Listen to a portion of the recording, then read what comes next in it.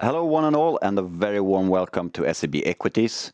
Today we have the pleasure to be joined here in the studio with Nelly Group and CEO Helena Karliner-Östlundh.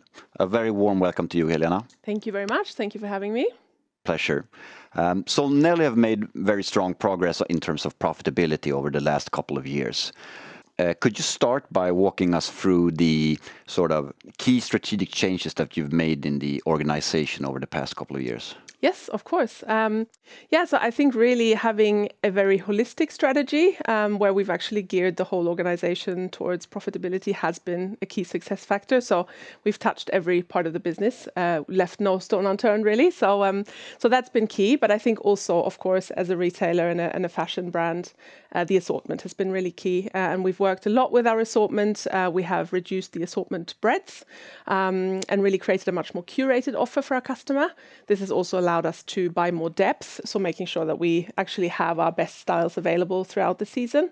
And we've also actually changed a lot in our category mix. So previously, some of the people watching may know that we were very known for party dresses and occasion dresses, and really now we've moved much more towards everyday fashion. So jeans and tops actually now being our biggest categories. So that's been key. And of course, as with any turnaround, we've also focused a lot on our cost base and made sure that we have worked both with our warehousing and distribution costs, but also our organizational sort of shape to make sure we have a good cost base there. Yeah. Because this has, of course, driven both gross margin and EBIT margin expansion. What sort of drivers are there left? Where do you see your margin expansion coming from? Yeah, so I think, as I said, the assortment is absolutely key in everything we do, and making sure that we have the right assortment so that we can continue to have a high sell-through at full price or a lower sort of average discount level. And also we've worked a lot with our return levels, so getting all of those things to work together to make sure we have a high sell-through is continues to be key, also from a margin perspective. And then, of course, we have seen a very good development in our own brand assortment. So the share of own brand has grown a lot. And we see actually that we've taken a very strong position in some categories, like, as I said, jeans and tops. But we have a lot of other categories where we still feel that the Nelly brand can become even stronger. So I think from there as well, we have potential left for sure. Interesting.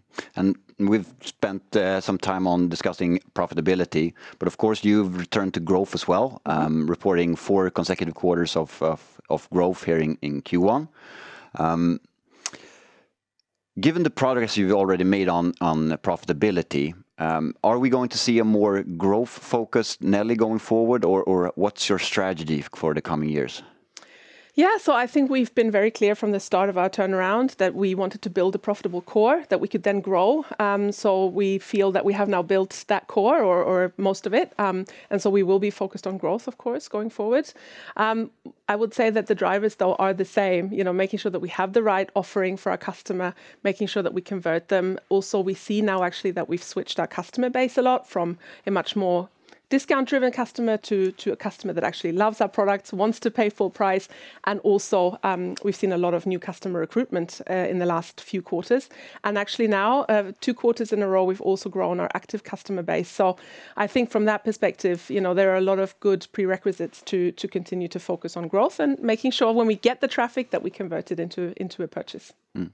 And speaking of assortment, you've managed to grow your private label or your own products to a significant portion of sales, coming in at around 50% here in Q1.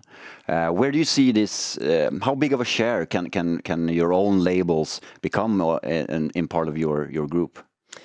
So I think we haven't set a target for our own brand share, but I think also importantly, we're very happy and proud that the own brand is so well received by our customers, but it is part of our business model to have our own brands and the very best external brands and combine that into a certain look. So I think we're not going forward so focused on just the own brand share, but rather growing the total. So growing both our own brand assortment and, of course, our external brands who we work very closely with is a key focus going forward. Yeah.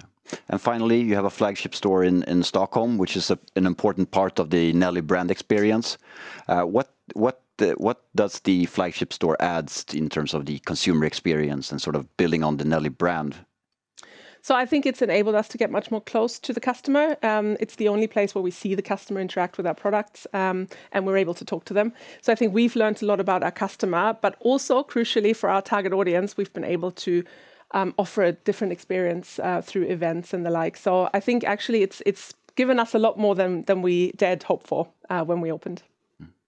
Really, really interesting. Thank you so much, Helena, and thank you to the audience for listening.